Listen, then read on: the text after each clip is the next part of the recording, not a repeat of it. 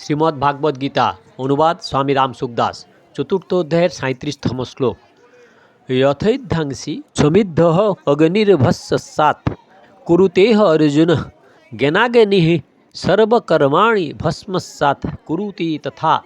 হে অর্জুন, প্রজ্বলিত অগ্নি যেমন ইন্ধনসমূহকে সম্পূর্ণভাবে ভস্মীভূত করে, জ্ঞানরূপ অগ্নি তেমন কর্মসমূহকে সম্পূর্ণভাবে ভস্মাৎ করে দেয়। ব্যাখ্যা: যথৈধ্যাংসি সমৃদ্ধর অগ্নির্ভস্যাৎ কুরুতেহ অর্জুন। আগের শ্লোকে ভগবান জ্ঞানরূপী নৌকার সাহায্যে সমস্ত পাপ সমুদ্র পার হওয়ার কথা বলেছিলেন। তাতে একটি প্রশ্ন উঠতে পারে যে পাপ সমুদ্র তো শেষ পর্যন্ত থেকেই যায়, সেটির কি হয়? তাই ভগবান অন্য আরেকটি উদাহরণ দিয়ে জানাচ্ছেন যে প্রজ্বলিত অগ্নি যেমন সমস্ত কাষ্ঠ ইত্যাদি ইন্ধনকে সম্পূর্ণভাবে ভস্ম করে, যার ফলে তার কোনো অংশ বাকি থাকে না, তেমনি জ্ঞানরূপ অগ্নি সমস্ত পাপকে এমনভাবে ভস্ম করে যেতে পারে তার কোনো অংশ বাকি থাকে না। জ্ঞানাগ্নি সর্বকর্মাণি ভস্মাসাৎ কুরুতে তথা। অগ্নি যেমন কাঠকে ভস্ম করে দেয়, তেমনি তত্ত্বজ্ঞানরূপ অগ্নি সঞ্চিত প্রারব্ধ এবং ক্রিয়মান এই তিন কর্মই ভস্মীভূত করে দেয়। যেমন অগ্নিতে কাঠের আর কিছুই অবশিষ্ট থাকে না, তেমনি তত্ত্বজ্ঞান হলে সমস্ত কর্ম আপনি লয় হয়ে যায়। তাৎপর্য হলো এই যে জ্ঞান হলে কর্ম থেকে এবং জগৎ সংসার থেকে সম্পর্ক সর্বতভাবে বিচ্ছিন্ন হয়ে যায়। সম্পর্ক বিচ্ছিন্ন হলে জগতের স্বতন্ত্র অস্তিত্ব অনুভূত হয় না। প্রকৃতপক্ষে এক পরমাত্মা তত্ত্বই শেষে অস্তিমান হয়ে থাকে।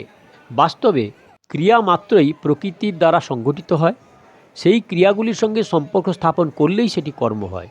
শিরা উপশিরায় রক্ত প্রবাহিত হওয়া, শরীরের বাল্যাবস্থা থেকে যুবাবস্থা প্রাপ্তি, শ্বাস প্রশ্বাস নেওয়া, খাদ্য হজম হওয়া ইত্যাদি ক্রিয়া যে সমস্ত প্রকৃতির দ্বারা সংঘটিত হয়, সেই প্রকৃতির দ্বারা খাওয়া দাওয়া, চলা বসা, দেখা, কথা বলা ইত্যাদি ক্রিয়াও হয়।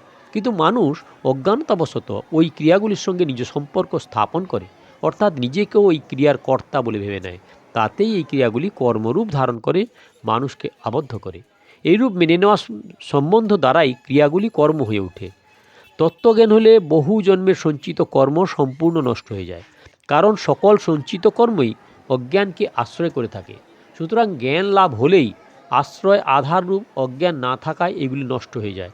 তত্ত্বজ্ঞান হলে কর্তৃত্বাভিমান থাকে না, তখন সমস্ত ক্রিয়ামান কর্ম অকর্ম হয়ে যায়, অর্থাৎ ফলদায়ক হয় না। প্রারব্ধ কর্মের ঘটনাগুলি, অনুকূল প্রতিকূল পরিস্থিতি শরীর যতক্ষণ থাকে ততক্ষণ থাকলেও জ্ঞানী ব্যক্তিদের উপর তার কোনো প্রভাব পড়ে না, কারণ তত্ত্বজ্ঞান হলে ভোক্তৃত্ব থাকে না।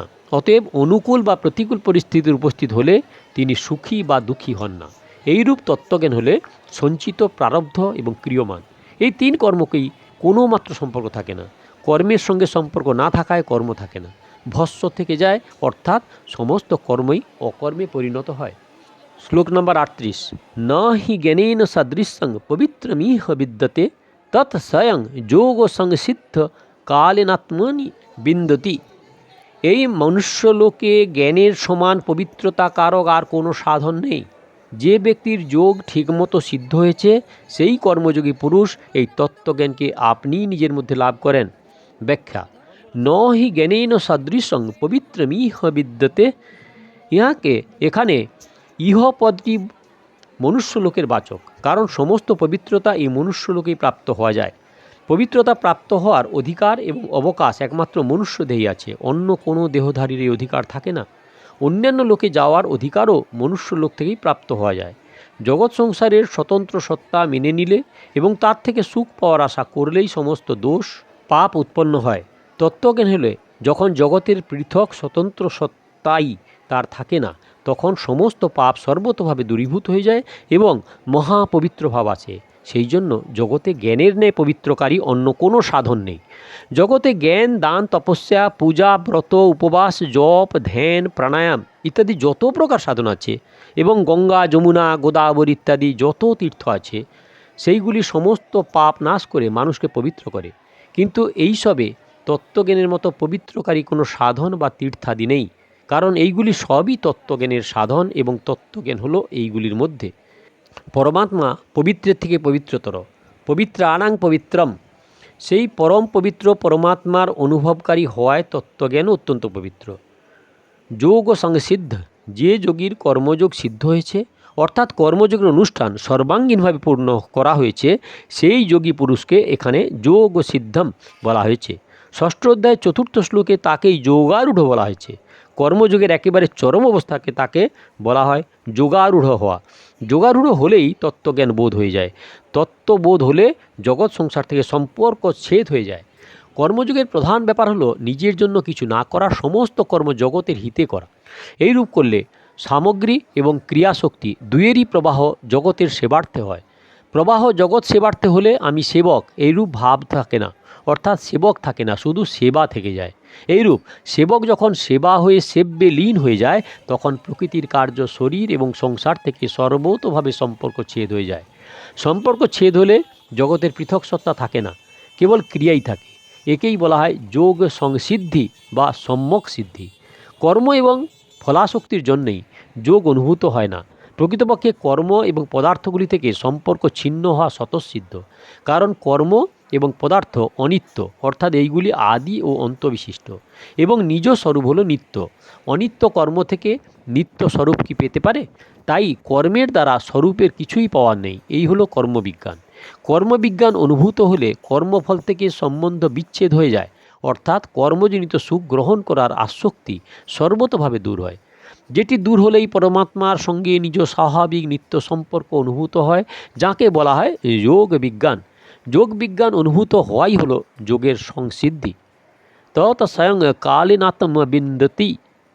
যে তত্ত্বজ্ঞানের সাহায্যে সমস্ত কর্ম ভস্ম হয়ে যায় এবং যার সমান পবিত্র কারক জগতে আর দ্বিতীয় কোনো সাধন নেই। কর্মযোগী স্বয়ংসিদ্ধ হলে এবং অন্য কোনো সাধন ছাড়াই সেই তত্ত্বজ্ঞান আপনি তৎক্ষণাৎ প্রাপ্ত হয়। কর্ম ত্যাগ করে গুরুগৃহে গেলে তিনি তত্ত্বজ্ঞানের উপদেশ দেন। উপদেশান্তি তে জ্ঞানম। কিন্তু গুরু উপদেশ দিলেই যে তত্ত্বজ্ঞান হবে তার কোনো নিশ্চয়তা নেই। কিন্তু ভগবান এখানে বলেছেন যে কর্মযোগ প্রণালীতে যারা কর্ম করে তাদের যোগ স্বয়ংসিদ্ধি প্রাপ্তি হলে তত্ত্বজ্ঞান লাভ হয়। উপরিউক্ত পদে উদ্ধৃত কালেন পদটি বিশেষভাবে লক্ষ্য করার যোগ্য। ভগবান ব্যাকরণিক দৃষ্টিতে কালেন পদটি তৃতীয়াতে যুক্ত করে জানাচ্ছেন যে কর্মযোগের দ্বারা তত্ত্বজ্ঞান অথবা পরমাত্মতত্ত্ব অনুভব নিশ্চিতভাবে অনুভূত হয়। স্বয়ং পদ ব্যবহারের তাৎপর্য হল এই যে তত্ত্বজ্ঞান প্রাপ্ত করার জন্য কর্মযোগীর কোনো গুরু, গ্রন্থ বা অপর কোনো সাধনের উপর নির্ভর করতে হয় না। কর্মযোগ বিধিতে কর্তব্য কর্ম করতে করতেই তার আপনিতেই তত্ত্বজ্ঞান প্রাপ্তি হয়। আত্মনি বিদ্যতি পদটির তাৎপর্য হল এই যে তত্ত্বজ্ঞান লাভ করার জন্য কর্মযোগীর অন্যত্র যাওয়ার প্রয়োজন হয় না। কর্মযোগ সিদ্ধ হলে তার নিজের মধ্যে স্বতঃস্ফূর্তভাবে স্বতঃসিদ্ধ তত্ত্বজ্ঞান অনুভূত হয়। সর্বত্র পরিপূর্ণ হয় পরমাত্মা নিজের মধ্যেও থাকেন। সাধক যেখানে আমি রূপে নিজেকে মনে করেন সেখানে পরমাত্মা বিরাজ করেন, কিন্তু পরমাত্মা হতে বিমুখ হয়ে জগতের সঙ্গে নিজ সম্পর্ক স্থাপন করলে নিজ মধ্যস্থ পরমাত্মাকে অনুভব করা যায় না। ঠিকভাবে কর্মযোগের অনুষ্ঠান পালন করলে যখন জগৎ সংসার হতে একেবারে সম্পর্ক ছেদ হয়ে যায়, অর্থাৎ জগতের সঙ্গে তার তাদাত্ম্য, মমতা, কামনা দূর হয়ে যায়, তখন তার আপনি আপনি অতি সহজে তত্ত্ব অনুভূত হয়ে থাকে। নির্বন্ধ হি মহাবাহ সুখং বাধ্যাৎ প্রমুচ্যতে। পরমাত্মা তত্ত্বের জ্ঞান হল করণ নিরপেক্ষ, এই জন্য এর অনুভব আপনা হতেই হতে পারে, ইন্দ্রিয়াদি, মন, বুদ্ধি ইত্যাদি করণের সাহায্যে নয়। সাধক যে কোনো উপায়েই তত্ত্ব জানার চেষ্টা করুক না কেন, শেষকালে তিনি নিজে নিজেই তত্ত্ব জেনে যান।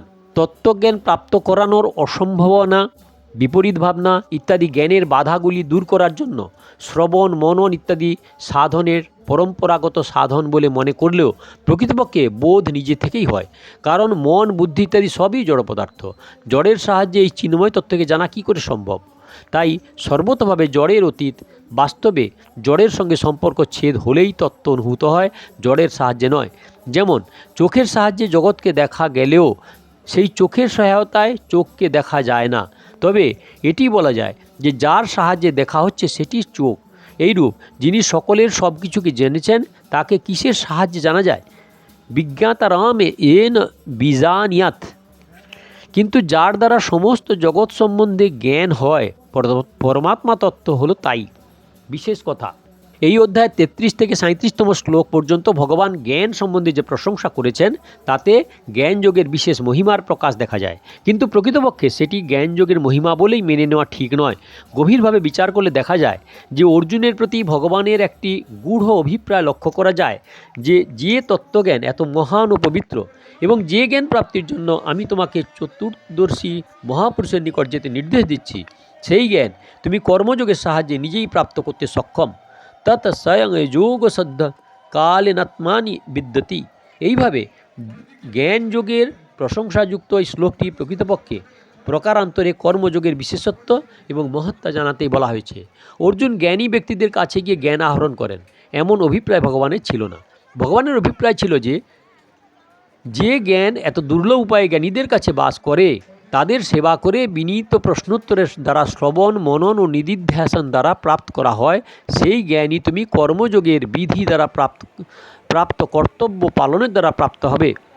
যে তত্ত্বজ্ঞান লাভ করার জন্য আমি চতুর্দশী মহাপুরুষের কাছে যাওয়ার প্রেরণা দিয়েছি, সেই তত্ত্বজ্ঞান যেভাবে সে প্রাপ্ত হবে তার কোনো নিশ্চয়তা নেই।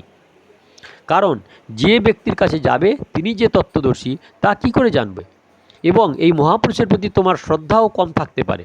দ্বিতীয়ত, এই পদ্ধতিতে প্রথম প্রশ্ন প্রাণীকে নিজের মধ্যে অনুভব করবে এবং সমস্ত প্রাণীকে এক পরমাত্মা তত্ত্বে দেখবে।